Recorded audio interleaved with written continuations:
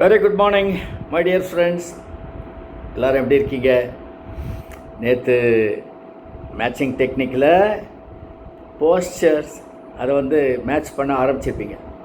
நான் ஏன் சொல்கிறேன் நீங்கள் ப்ராக்டிஸ் பண்ண ஆரம்பிச்சிட்டிங்களா அப்படின்னு ஏன் கேட்குறேன் அப்படின்னா, உங்கள் வீட்டில் இருக்கிற ஃபேமிலி மெம்பர்ஸ் கூட, கலீக்ஸ் கூட, க்ளோஸ் ஃப்ரெண்ட்ஸ் கூட மெதுவாக சொல்லாமல் ஆரம்பிக்கணும். நான் ஒரு புது டெக்னிக் கற்றுக்கிட்டு இருக்கேன்ப்பா, நான் அதை இப்போ உங்கள்கிட்ட ப்ராக்டிஸ் பண்ண போகிறேன் சொல்லக்கூடாது.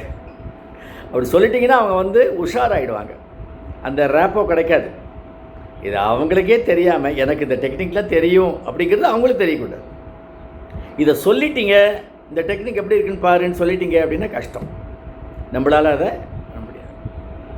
அதனால் சொல்லக்கூடாது, சொல்லாமல் ப்ராக்டிஸ் பண்ணணும். பண்ணியிருப்பீங்கன்னு நினைக்கிறேன். இன்றைக்கி நாம் மேட்ச் பண்ணக்கூடிய அந்த மேட்சிங் டெக்னிக் வேர்ட்ஸ், கம்யூனிகேஷனில் வேர்ட்ஸ் 7% தான் இல்லையா? டோனாலிட்டி தான் 36%.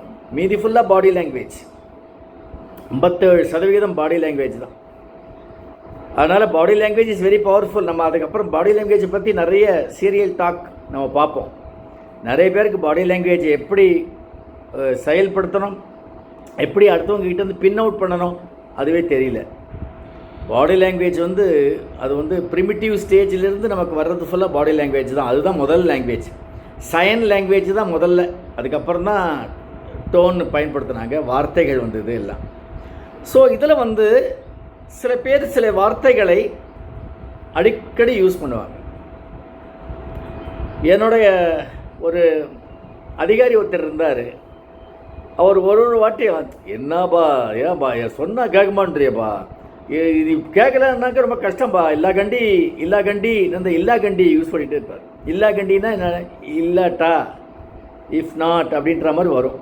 அது இல்லா கண்டின்னு போடும். நான் உடனே அந்த இல்லா கண்டியை பிடிச்சிட்டேன். ஓ இவர் இல்லா கண்டி. இன்னும் இது மாதிரி சில பேர் சில வார்த்தைகள் யூஸ் பண்ணுவாங்க. அப்படி போடுப்பா அப்படின்னு. நான் ஒரே ஒரு உதாரணம் மட்டும் சொல்கிறேன்.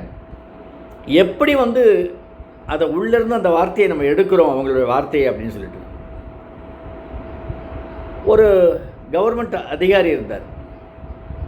அவர் என்ன யூஸ் பண்ணுவார்னா, அப்பா என்னமா இருந்ததுப்பா இல்லை அப்படின்னுவார்.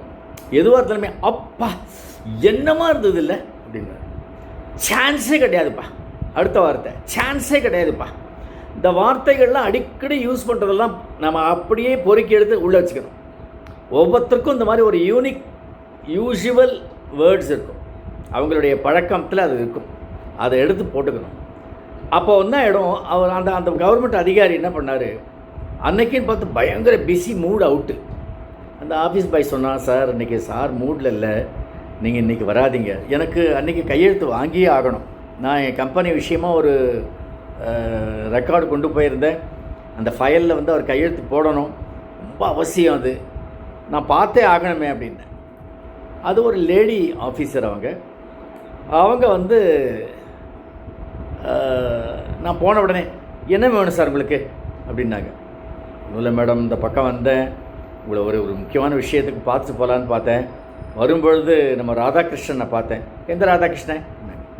கல்யாணம் நடந்தது மேடம், போன வாரம் நம்ம சந்திச்சோமே, அந்த பாயசம் கூட சான்ஸே இல்லாமல் இருந்தது அப்படின்னு சிரிச்சிட்டாங்க.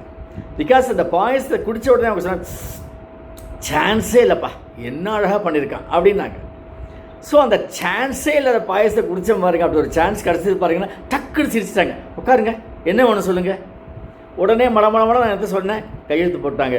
வெளியில் வந்த உடனே, சார் என்ன சார் யாரையுமே உள்ளே விடக்கூடாது அப்படின்னாங்க. நீங்கள் எப்படி சார்? கரெக்டாக அந்த ராதாகிருஷ்ணன் போன வாரம் உள்ள அனுபவம், கல்யாணம் அனுபவம் எனக்கு ஞாபகம் வந்தது. உடனே இந்த சான்ஸே இல்லை ஆரம்பிச்சு. வேர்ட்ஸ், நீங்கள் வேர்ட்ஸ், அதே மாதிரி டோனாலிட்டி. வேர்ட்ஸ்னு வரும்போது அது டோனல் தான்.